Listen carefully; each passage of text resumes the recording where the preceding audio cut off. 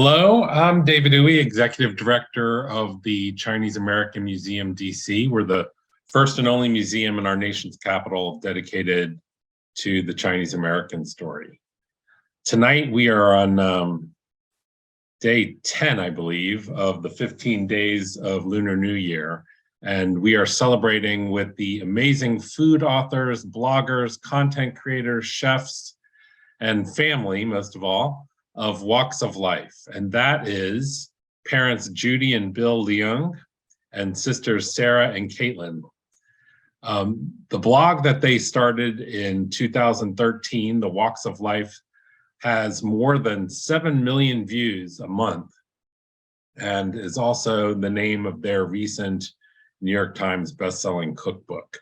So tonight we'll share some recipes, we'll get some intergenerational perspectives, and we'll see how the Leungs' lives blend together as they document their family's story through food. So special thanks to AARP Maryland and viewers like you who support and make this program possible.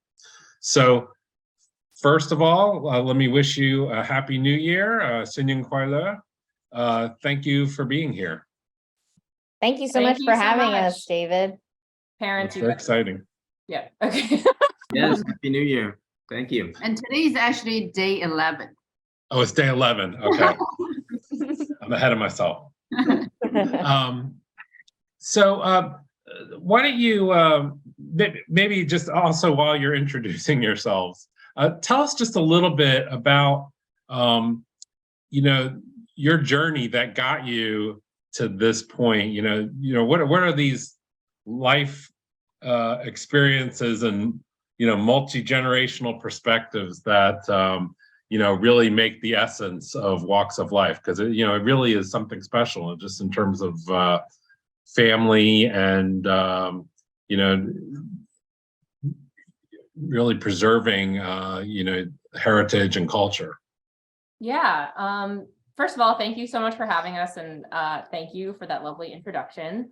I think that the sort of the multi-generational aspect of the blog kind of was born out of our reason for starting it in the first place, which was that my sister and I, my parents moved to China when we were still in college. My sister and I realized that we really didn't know how to make a lot of our favorite dishes that we grew up with, and realized that was a problem. That was like, we love to cook, and we were kind of like, wow, we love cooking, and we've been studying cooking growing up. Just like from a casual, many hours of Food Network. Yes. But it didn't help either that we were in Beijing experiencing a total culinary craze there. Sure, of course. All the great food there as well. Right. Yeah. So it was just, our parents sending us all these delicious pictures of the things that they were eating. And then us kind of in college, unsure how to make even the most basic things that we grew up with. Mm-hmm. So we decided to create this blog together to record those recipes and to really document them for not just us, but, the rest of our family and for future generations. And the blog really wouldn't be what it is without those two perspectives. I think that it started very much in the multi-generational relationship kind of started very much from that parents passing down knowledge to the kids, right? So my sister and I were very much in a learning or a student role. And I think now after doing it for 10 years or so, we have the knowledge and we've leveled up, and that's been awesome. They have graduated, as they say. Right. Well, what was that moment where you realized that this wasn't just an outlet, to get closer to your heritage or culture or just even these recipes, and it was something that was going to become a full-time endeavor? Yeah, I think that in the early days, it was our tiny little infinitesimal small corner of the internet where we were just talking to ourselves and maybe our grandma, who can't even speak English anyway, wandering on to see what we were up to. but, you know, slowly but surely comments started to roll in from people who were so appreciative of having familiar recipes with measurements in English of stuff that they grew up eating that, you know, their parents maybe were not around to teach them, or they just never took the time to learn, or what have you. So, you know, lots of very heartfelt stories from, you know, children of Chinese parents or Chinese American immigrants, or people like hosting a Chinese foreign exchange student who were, you know, so grateful and could really see the impact of the food in their lives. And we were like, okay, like we're just a drop in the bucket of people who are needing this kind of record.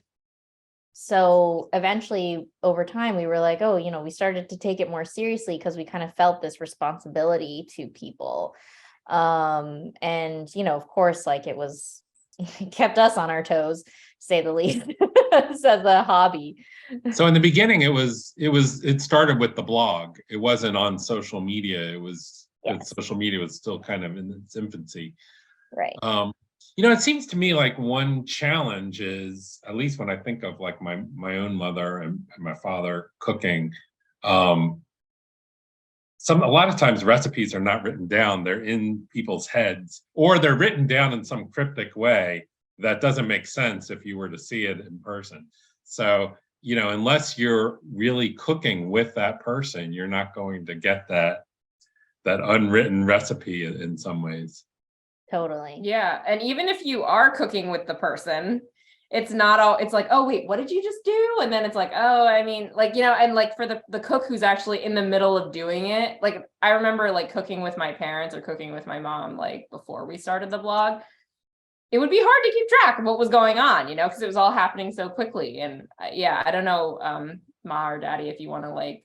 Yeah, and why you would do things, but you know, I personally like the way Judy explains it, what we're doing, you know, as she called it a public service, you know. Right. Yes. Actually in the very beginning that I always said to, I guess, the family is like, we are providing a service and we are 为人民服务. And I feel very honored and privileged to have the opportunity to share those recipes and what I consider, or what we consider, that's necessary, that's needed, and that's what people crave.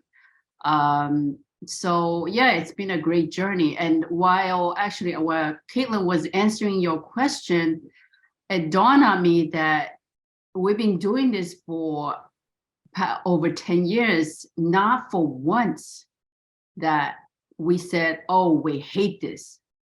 Oh, Right. I had it. Right. Oh, you know, anything like that. So clearly we love what we do, and I hate to admit it, but we're like food fanatics. Yeah, from the museum perspective, you know, we are focusing a lot of energy on, you know, people creating oral histories of their families and their ancestors. And really, you know, when you think about it, you're creating these histories with these recipes, and you know, because every recipe has some nuance of a particular family that's making it. And I have to think that you've also encouraged a lot of people, regardless of whether they're Chinese Americans or, you know, or they're from some other group, to do the same. And, you know, I think that there's a great importance to that because, like we said, a lot of these things are in people's heads, and if they're not preserved in some more formal way, you know, they could be lost forever. Yeah. No, I totally agree with you, David. It's every time I see people and they express a little bit of interest, I say, hey, you should start your own family blog, because everybody has their own recipes, their own personal experiences that, you know, once you put it up there, even if it's not, even if they don't want to be so open, just put it out there, and then at least your family or extended family or friends can share it, and it's kind of preserved in there. Not a bad idea to do that. Right. And you know, they may not all be the greatest recipes. They may not all be like culinary masterpieces, but there's probably some family story, you know, to some mediocre casserole dish, you know, that someone has, because you know it's something that people did together, and it was something that appeared in during that family history. Well, I think there's like something definitely to be said about once you have a record, even if it is just one family's record, then there's something for other people to react to. So, you know, like my mom said, we've been doing this for 10 years. And I think over the course of the last 10 years, we've seen a lot more people getting involved in like cooking with their families. So like, you know, other similar blogs like Made with Lao on YouTube, and healthy Walk and Can is another one. Walk and Can. I think that there's just more people kind of chiming in to say like, oh, you know, like how does our family do it, and how does my mom do it, and like what's my dad's take. And I think that that's a really beautiful thing, because you know, it's just, I think everybody's realizing that what we realized was like, well, we better get on it. You know, like if we're not going to do it, no one's going to do it for us. So Right. Yep. And those were a couple of Chinese or Asian American kind of blogs, but you can see what one of our good friends and celebrity, Andrew Zimmern, what he's doing with family dinner and things, and just trying to document what people do, traditions in their family and recipes that they pass down. It's just, it is heartwarming. Mhm. So whenever we talk about Chinese food, whenever we talk about food in general, at least for the museum, people go nuts. It's, one of their favorite topics. And, but, inevitably, there's this discussion about, what defines traditional cuisine? What is authentic? And also like whether or not Chinese American food is still genuine Chinese, or is it allowed to be something different? I think, you have a Cantonese background and a Shanghainese background, like those are very different cuisines. And, here in the US, you see like a lot of like melding of different Chinese cuisines. And then of course, there's this Americanized version of Chinese food. So what are your thoughts about that? Do you see Chinese American food as sort of a whole new branch or evolution of Chinese food that shouldn't be discounted? Oh, let me start into that, because We're all that was a loaded question. when we wield that term, or anytime we use that term of traditional or authentic, right, it kind of, it makes you wonder, like you're kind of planting the seed there. And to me, if I'm thinking of my childhood and working, or not childhood, but my teenage years, my younger years, working in a Chinese restaurant, a good shrimp with lobster sauce, that's authentic. That's authentic. People eat it, and people who've experienced it in that day when it was like super popular, it's like, hey, we get comments all the time. That's just the way I had it. So, there you go. That's authentic. Now, something that we're cooking up until today, like a poached chicken for Chinese New Year, that's authentic, to me and to a lot of people who have had that. But then again, that's a little bit more traditional because people do it during the holiday. I would like to add to that. I think authentic is a validation to a memory. Okay. That memory, because if you taste something and that piece of memory comes right back to you, that to me is authentic. Right. Yeah, I think, sorry, I have so many thoughts on this topic, and I clearly was like trying to jump on my parents, like answering it. But anyway, I agree 100% with what both of them said. I think that, when we talk about Chinese food versus Chinese American food, you often have this like dichotomy between like, oh, one is authentic and one is not. But I think that we sort of, in developing our website and our book, like have thought about like all of these different like lenses on Chinese cuisine, or all of these different like entry points into Chinese cuisine as this group, because it is a group, right? You have like tons of different individual regional cuisines. You have the cuisine of the diaspora of, you know, in North America, Chinese cooking. You have like Chinese cooking in the Caribbean. You have Chinese cooking in Europe. And I think that like all of these different iterations on all of these iterations are equally valid. And I think that, you know, the term authentic can sometimes like muddy the waters a little bit, but I agree that like any dish can be authentic as long as it is authentic to somebody's experience or somebody's Right, memory. right. Yeah. Okay, my turn.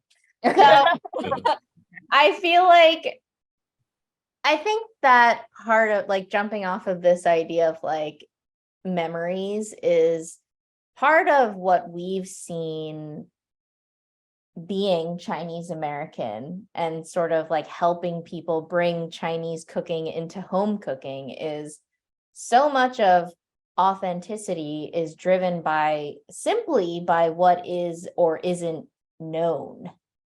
So like if nobody knows, I mean, you know, not nobody, but like if very few people know what a specific region of China's cuisine is supposed to look like, they might in their heads be like, oh, that's not authentic. You know, that's not the Chinese food that I know. And it's like, well, you know, just because. So I think that what we've been trying to do with vis-a-vis the blog these days, especially, is try to branch out to different provinces. So like, yes, we've covered a lot of the Shanghainese and the Cantonese, but now we're kind of looking at other provinces and trying to bring those more into the mainstream fold of what people think of when they think of Chinese food. So I think like already there's been some really exciting developments since we started, which is like mapo tofu is suddenly very mainstream, which is extremely exciting. And I like to think that we had a small hand in that.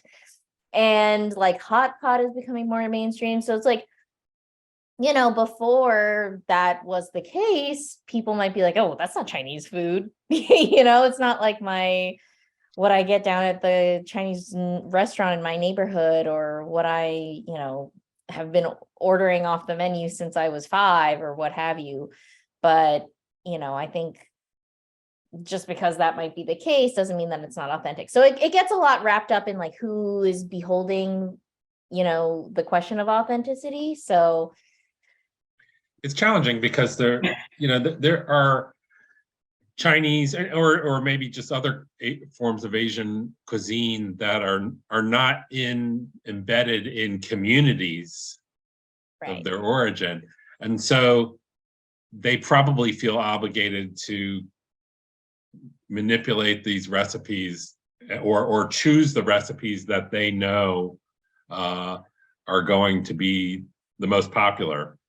Totally. So, mapo tofu may not be, in some Midwestern town that doesn't really have an Asian population, but, maybe if you go to the suburbs of a large city, you start to see more things like that as possibilities. So, you want to say, oh, well, maybe these Chinese restaurants, some of them are, maybe they've limited their menu or they've simplified their menu, but I think that sometimes that's just what they're exposing their clientele to.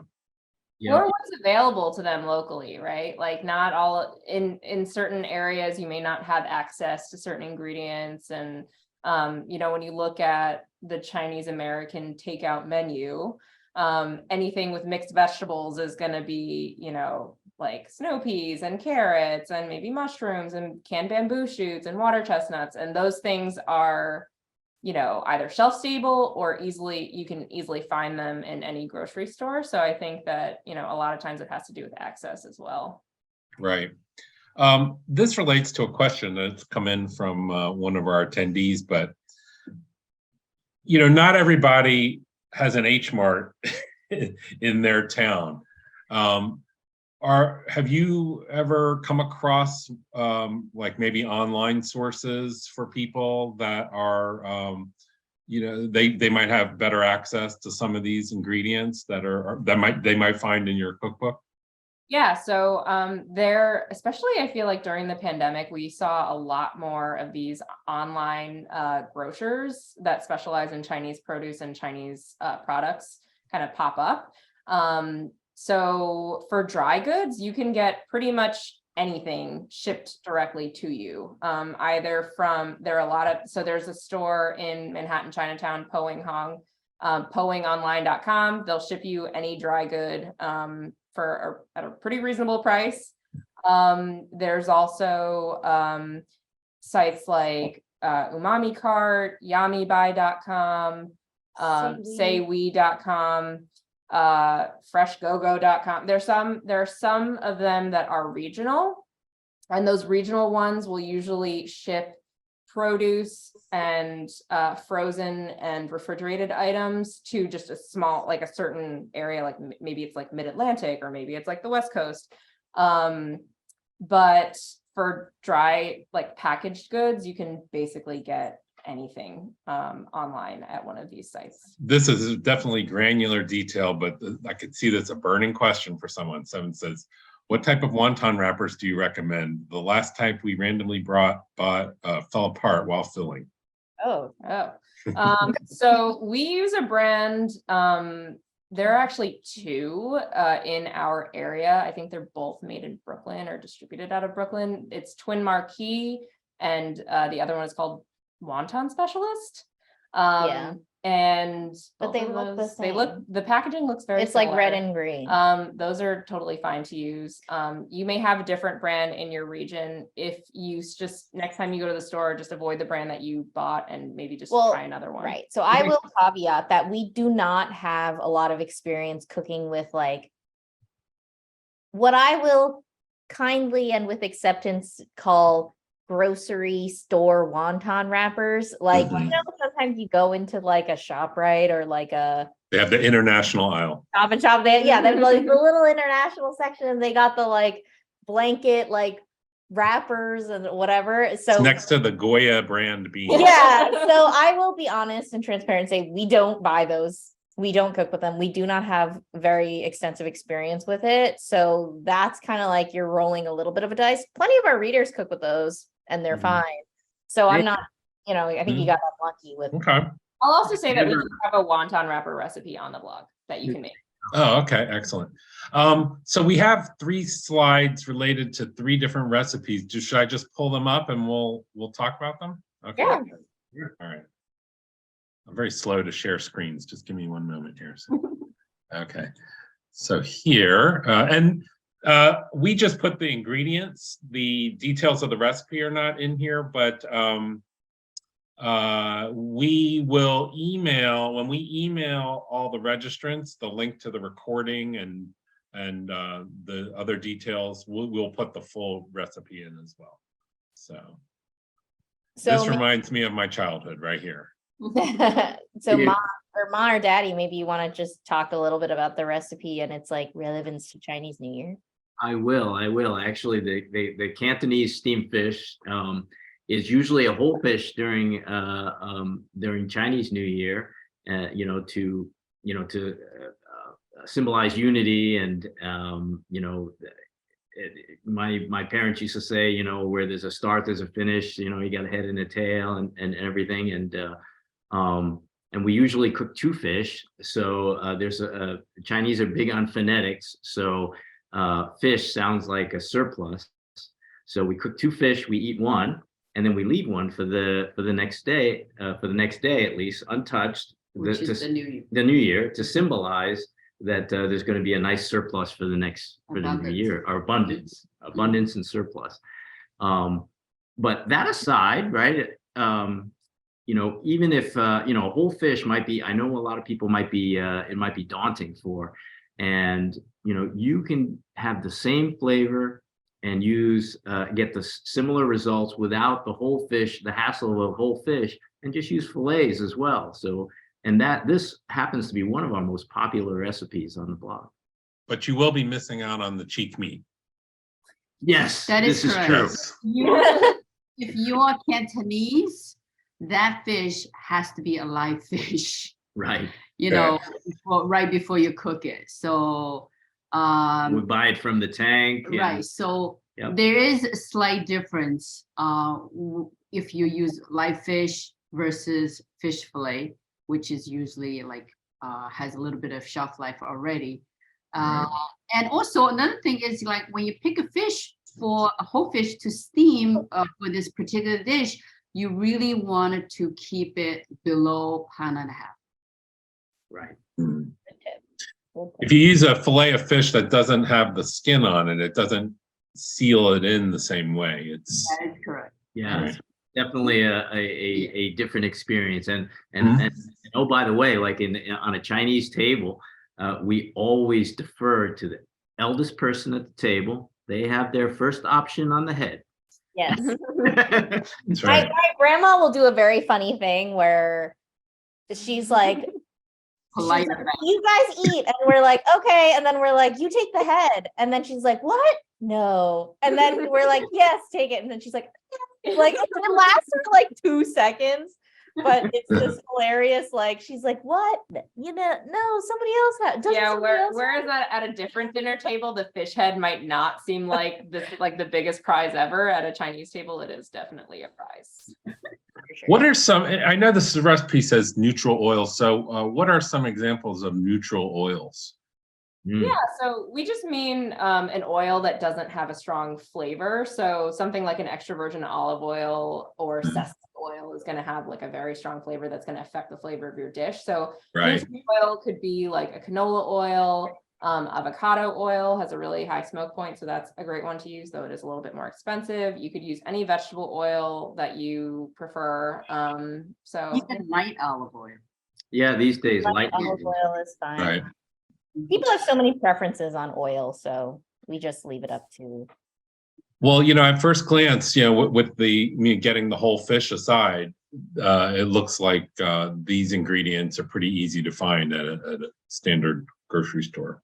Yeah. yeah, and these days, honestly, like if you walk into, well, maybe it's just a regional thing, but if you walk into a Costco, they have really nice like whole branzino these days. Like Mhm. that is a great option for Yes. steaming. Costco is extremely hip to the Chinese groove.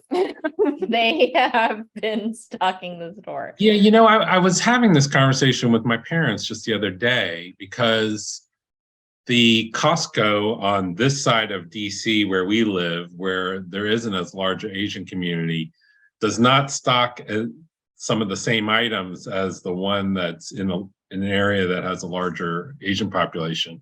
So, that might vary a little bit, but That's true. That's true. all right. So next up, Oh boy. red cooking eggs. That's my weakness right there. That's your dish. That's my dish. Yeah. So what do you want to do here? Well, tell us a little bit about, well, where is this from? Is this more of a Cantonese or This is actually a Shanghainese dish. Chinese? From this particular dish, we can actually address the word authenticity, authentic that we talked about earlier pretty well. I grew up in Shanghai eating this, and so does many other Shanghainese families, because this is basically a staple, okay, on that menu. Now, everybody thinks their own family's recipes are authentic. But as you go around visiting people, eating what they call authentic, and then taste very, very different than, like say my aunt or my grandmother makes. Yeah. So this is where I earlier said, even though so many families make this braised pork belly, okay, even across China, all over, because this is not only a Shanghainese dish, but like Suzhou have their braised pork belly. Mhm. Okay. More sugar. Hunan have their braised pork belly. Anywhere, everybody, because it's people love this dish. Everybody cooks it differently. And it's funny And because everybody thinks that their recipe or their family recipe is authentic authentic. because that's what they grew up with. Right. Okay. So with that said, this is my authentic, braised pork recipe. So it's actually in recipe development, it's actually somewhat difficult because you want to stay true to the dish, but you also wanted to make sure that the majority of the people will love it. But Your version. But Shanghai is a big city, right? Right. So a lot of people like this, right? Right. Yeah, and like I said, that every family cooks it differently. I go to my uncle's house, he cooks it very differently. What Right. variation do you see with this kind of dish? Well, in this case, right, I included the egg. Some family will include soya nuts. Some family will include soya puffs. Some will not include anything. Okay, if you go to restaurants like this, currently in Shanghai, you walk into a Shanghainese restaurant, they wouldn't have any of those add-ons. Okay, it will be pure Just pork. pork belly, right? But a little bit of more sugar, some with less sugar, some with more wine, some with less wine, some adds a little bit of what do you call it? Star anise. Some people. Yeah, some with the aromatics. And some will also include like fermented, the red fermented bean curd in their recipe. So there's so many ways that you can cook this. And that's why, when the readers ask us, if I wanted to do it this way, I always tell them, it's like, try it, just go for it. If that's what you have, and if that's what you want to do, then definitely go for it and see how it turned out. Maybe, what you come up with is better than mine. And I'll say that the first time we went to Shanghai, like I was like a teenager, I think, when I actually remembered the things that I ate. We were at a restaurant and they brought this out, and it was like way more sweet than like anything that my mom ever made. It was more tender, and I don't mean that as a ding to our recipe. I mean it was more soft, it was more tenderized, they did something Maybe slower cooked. Yeah. Slower cooked, and I didn't like it that much. I was like, this isn't what I was expecting. It was good, but it wasn't what I preferred. So Right. That was someone else's mother. Yeah, exactly. Exactly. I don't know if this is Fujianese, like what I see with my family, but I also have seen, I mean, I guess it's really a totally different dish, but I've seen the red cooking eggs a lot with what seems like a steamed chicken or duck, but it's kind of looks like this, but it's, I don't know if you've run across that. It's possible. I've seen a lot of different foods as well, and people ask on the blog all the time, hey, do you cook that? I'm like, well, I've seen that, but I actually don't know how to cook that. So well, I know I always go to this dish when my mother makes it, and I'm always sad when all the eggs are gone. Hey, all right, mom's recipe with us so we can see what's that's up. right. All right, next up is the poached chicken, which, there was another photo, but I don't think I have it here. Oh, that's okay. this poached chicken, everything is in, well, I shouldn't say that. I was going to say everything is in that ginger scallion oil, but it's not. Not quite though, yeah. It's really the technique of cooking it, right? Because if you, in fact, I think I was scolded the last time I cooked the chicken. She's like, you overcooked it. What happened? Yeah, for Chinese New Year, our, Poached guy was overcooked.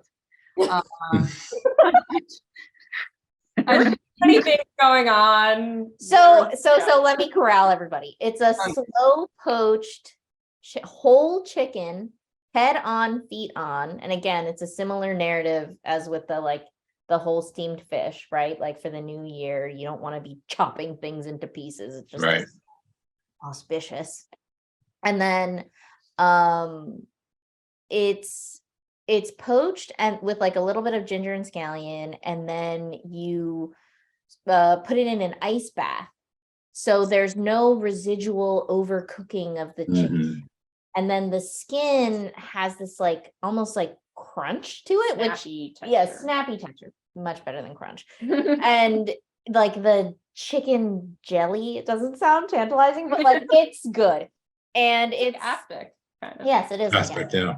and it's just an extremely like it's like a pure chicken essence. Like if you love chicken, like this dish is absolutely incredible. And the raw ginger scallion oil is it just heightens everything with rice, a little bit of soy sauce, if you ask my mom. And So it's poached in the oil, it's No. poached in water. in the water. So is the water brined? Is it? No, It's just so straight. just water. It's almost like a sous vide, you know? Yeah, right. Gotta maintain the temperature. You're not you can't let it boil or simmer. You just want it just to be below boiling, you know? And it just kind of poaches there and just sits there. And then If it you- comes out really tender and juicy. Okay, let me add to that. If you use a small chicken, in this case, 1¼ pound chicken. Oh, I think that might be a typo. Oh, okay. Okay. So you wanted to use chicken that's like below 4 pounds, like 3 to 4 pounds. In that case, you actually leave the chicken in the hot water and turn off the heat, and the chicken will continue to cook. Right. But you That's the use safe way. Yeah, it's a safe Mhm, way. not to But if overcook. if your chicken is bigger than 4 pounds, then you really wanted to keep the water at the lowest setting, maybe for the first like 20 minutes or so, and then turn it off. Now, I do wanted to add the reason that you want to use a whole chicken is because the skin protects the chicken meat from drying out. Right. Okay, that is a very, very important. There's no exposed cuts. Yeah, another point, a very important point to make here is that you buy the correct chicken. So not all chicken from the grocery store will taste as it's supposed to if you make this recipe. You have to buy a whole, what's called Buddhist style chicken. So you'll find that at a Chinese grocery store. And we've actually learned about this recently. But the reason why the flavor and the texture is different is that those chickens are generally that are grown for like Chinese markets are generally grown much slower than an industrial chicken. Right. They're a different breed as well. Because they're not necessarily they're not prioritizing like large chicken breasts or like fast growing, like, to be like a super fast It's more growing. of a heritage. It's more of it like breed. an It's older old breed school, the way chicken was used to taste. Yeah. And I think that that is a super important point because the dish is so Spartan. Like it is very just a poached chicken with this really tasty ginger scallion oil. The quality of the chicken that you buy is super important. Is the in this photo, is the top right green bowl, is that the ginger scallion oil? Yes. Oh, excellent. So it's my dad is extremely militant on the mincing of those items, which is why it looks so fine. Yeah, almost like a chimichurri. Yeah, it is like a chimichurri, but it doesn't have to be that fine. You can also use a food processor. But yeah, that's the ginger scallion oil. And I will say a little fun fact, cookbook behind the scenes, is that it was very, very important to me that the chicken foot make an appearance in this picture because when was the last time you saw that in a cookbook? That's right. That's right. People have to know this was a whole chicken. And yeah, I was very proud of that. Well, we sometimes take our museum visitors to the local dim sum restaurant in our neighborhood, and we make a point of ordering the chicken feet so that Oh, very nice. experience that. Very nice. So let me ask you a couple of burning questions here. What are some of your favorite foods or cuisines that are not Chinese or Asian? That's a fun question. Very good question that we have literally never been asked. Wow. And I don't want to blow your cover, as the Okay, so I'll go first. Yeah, you go first. I mean, we share non-Chinese recipes on the blog, and those recipes are for us. I mean, we're like, Well, that's how you know they're good. that's how you know They're good. not just throwaways. Yeah. They are for our personal use. So one of my favorite cuisines that is not Chinese is basically any kind of Central American or like anything rice and bean Yes. with Yes. some Yeah. delicious meat item, Yes. like a fried piece of like pernil, or like a Hispanic, like a chicken stew, like a pollo guisado. That is one of my favorite things. And we do have recipes like that on the blog. Yes, indeed, we do. And those recipes, for the record, are, we love sharing it with everybody, but like we want to also remember how to make those, and Mhm. don't want the girls to forget that, and says like, hey, this is one we got to put here. It doesn't matter if people don't like it or what, it's good for us. I think another one is Italian food, which, if you think back on like the history of immigration in America, that is a cuisine that has extremely successfully made the jump into becoming fully embraced. Well, Italian American food is also That's quite true. different Italian than- American food. Yeah, I is mean, I think the same but questions that Italian is apply sort of to the specific, Italian yeah. American cuisine too. I'm sure it's well, I am a Chinese Italian, so that's my Okay. cuisine combination right here.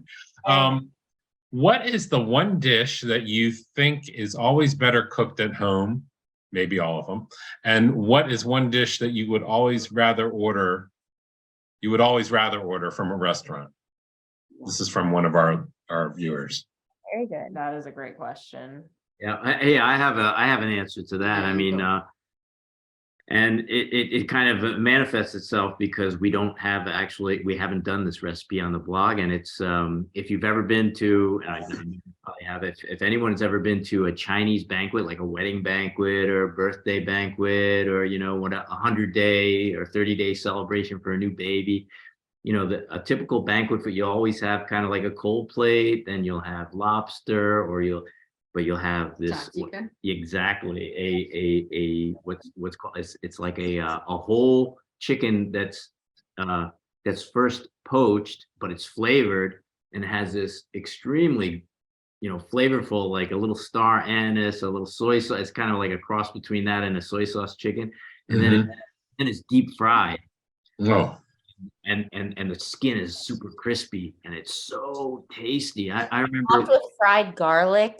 there's lots of variations to this. I remember a good friend of ours, a neighbor, we brought him to this restaurant. We had this, and he goes, "Man, Bill, if you could remake this and sell it in our town, holy cow!" It's that good, and that's a restaurant dish because It's very difficult at home. Yeah. hard to achieve. Yes. What about a dish that you think is better made at home? Steamed fish.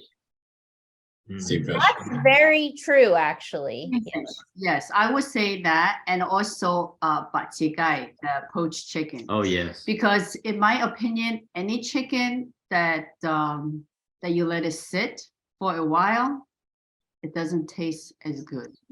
And So in a also, restaurant, the timing is off. That's right. That's right. because they're too busy. There's too much in those like precious few fringe minutes where like things can get overcooked. Like we've been to restaurants where it's like some days the fish is excellent.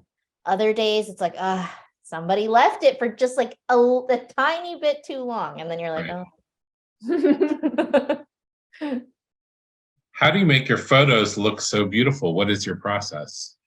Oh, God. Oh, Sarah, that's a Sarah question. This is a pat on the back. I just snap the photos. I do the editing. But Sarah, my yeah. mom and my sister do the styling. Sarah has the technical mastery of the camera and the editing software, and then me and my mom will nudge chopsticks into place, Or put chicken Yeah. feet. pick out plates Chicken and foot on things the like cutting. that. And it's kind of like inside baseball, but like when I talk to family and friends about like photos in the book, I'm like, usually the ones that we had the biggest meltdowns over turned out the best.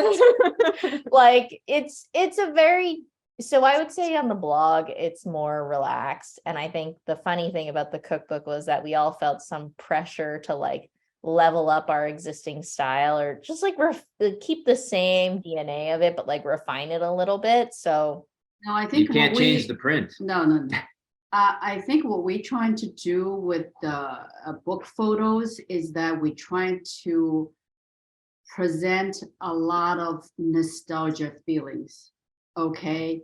For example, the hot and sour soup, okay, and the egg drop soup. That particular photo is me, young me, working at Bill's parents' restaurant, Sunhing restaurant, when I was in my like 20. I turned 20.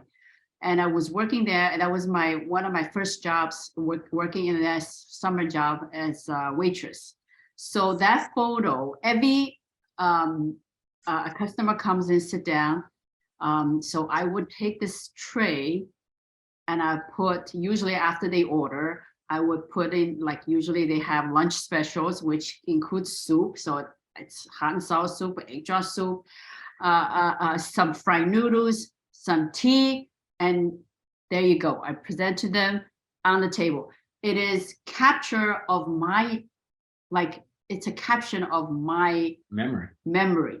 So in all the photos, like the Chinese bakery photos, right? It's a tray with a tongue that you're trying to pick from, we all know, we're Chinese. When you go to a bakery, you get a tray, you get a tongue, and then you go to different areas, you pick you pick your favorite bun.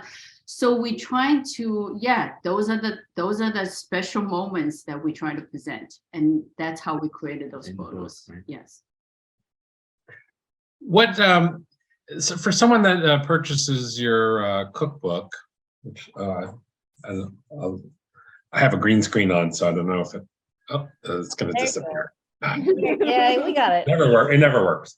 What would you like for them? What would you like for them to experience with that cookbook? Not just cooking the recipes, but what would you like them to understand about those kinds of stories that are in there, embedded in those recipes? I think that the approach that we took the book, it's in the subtitle, recipes to know and love from a Chinese American family. I think that my mom's original idea for that subtitle was recipes you know and love, because we wanted to sort of convey like a sense of familiarity or nostalgia, as my mom was saying earlier. But obviously, going back to what we said earlier about like these different lenses on Chinese food and these different entry points into Chinese food, like everybody's experience of Chinese food may be a little bit different. And so we wanted to create like different entry points in the book that would have like, so that anyone who picked up the book would find something that felt familiar, whether it's, a shrimp with lobster sauce recipe or sesame chicken, or it's like, mom, like your grandma's like steamed pork patty, like Cantonese steamed pork patty, which is like a super like homemade dish. And then open the book, find something familiar, but then also like have their like perspective sort of opened a little bit of, what Chinese food is, seeing maybe a dish from a different region that like maybe they weren't aware of before, or to see maybe if you did grow up only on mom's cooking, to see like sort of restaurant style food.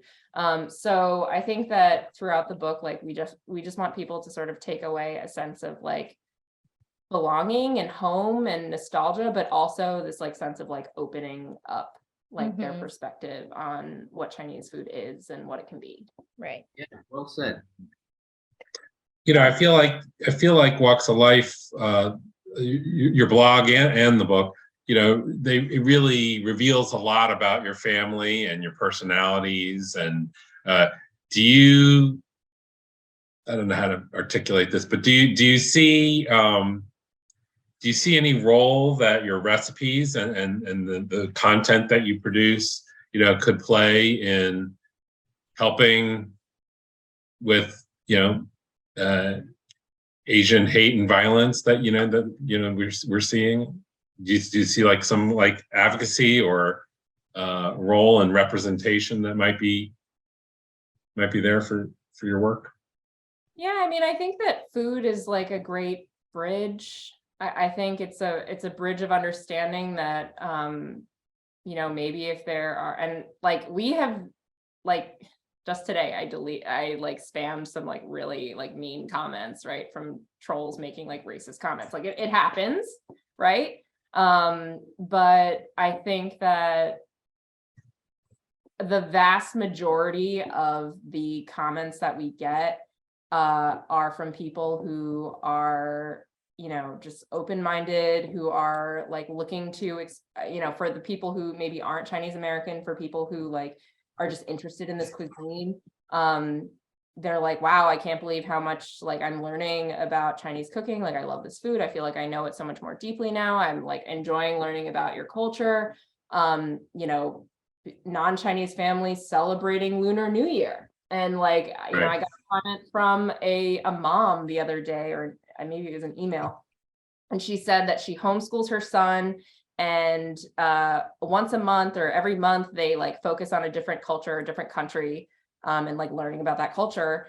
And she was like, this month it was China. And like, we like made a bunch of recipes from your blog, and he's had such a great time, like learning about like Chinese food and Chinese culture. And like, I feel like food is just such a great like bridge and entry point into understanding others. And it's just such a Yeah. a Right. okay. And well, no, I completely agree, first of all. But I think when I think about it, there's a very what we enjoy about the blog is that it is our space and we can share our stories and our perspectives. And you know, sometimes there's too many perspectives out in the world, but I think the silver lining of it is that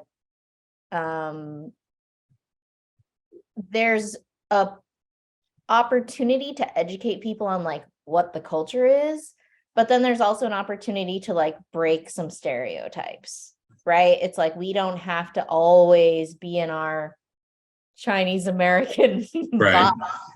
And I think that it's super important for people to, and I think that there has been more dialogue around this in the past couple of years with the pandemic and all the hate crimes, is like the Asian American population in America is very varied, like just like any other group in America. So it's, you know, I think that there's a temptation to lump everybody under the same umbrella of the culture that we share, which yes, but even within that culture, there's so many nuances of the different, you know, backgrounds that you find in China, et cetera, et cetera. So yeah, I think it's one of those things where you kind of, it's like you educate and people sort of learn about it and get familiar with it, like Sarah was saying, but then there's also, you know, hey, we're just one family, you know what I mean? Well, Like I think that it's like, what's interesting about, I think what you're kind of getting at is like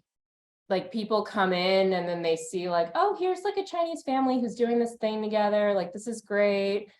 But then like the longer you stay, the more you kind of see like, oh, like this is what Kaitlin's about, and like this is what Sarah's about, and like it like kind of just like it kind of like the food is the entry point, and then it's just like then comes like the humanity kind of. Mhm. Like Right, you're right. sharing your individual story, you're sharing your own memories, and other people are, I don't know. I feel like it's like having a friend. It's honestly like having friends who are from different backgrounds than you.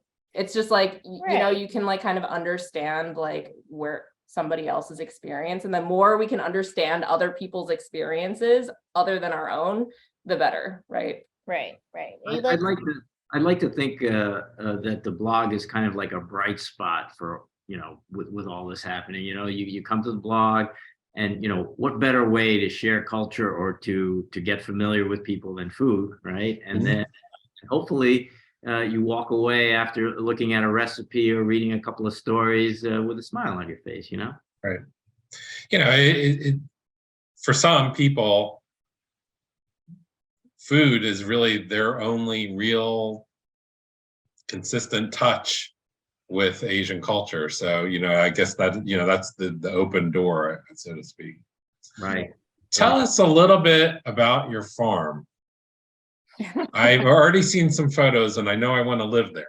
So prepare yourselves because I'm coming soon.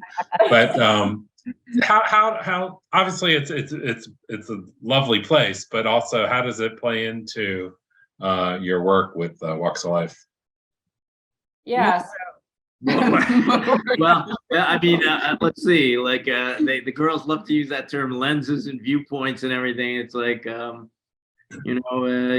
it depends what day and what we're doing, but it could be a lot of work, or as Judy affectionately calls it, hey, sometimes it's our labor camp. Yeah,